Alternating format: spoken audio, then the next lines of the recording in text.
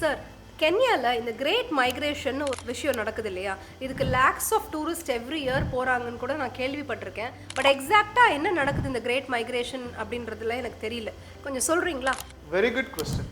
Kenya வந்து Discovery சேனலில் நேரில் பார்க்குற மாதிரி இந்த கிரேட் மைக்ரேஷன்னா என்னென்னா, லட்சக்கணக்கான அனிமல்ஸ் ஒரு இடத்துலேருந்து இன்னொரு இடத்திற்கு மைக்ரேட் ஆகும்.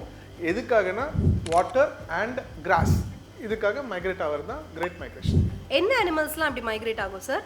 Wild Beast, ghazal and zebras மெயினாக. இப்போ இவங்க ஹியூஜ் நம்பர்ஸில் ஒரு இடத்துல இருந்து இன்னொரு இடத்துக்கு ட்ராவல் பண்ணாங்கன்னா கண்டிப்பாக பெரிய பெரிய கார்னிவரஸ் அனிமல்ஸ் மூலமாக அவங்களுக்கு ஏதாவது அட்டாக்ஸ் நடக்கிறதுக்கு சான்ஸ் இருக்குல்ல? For sure.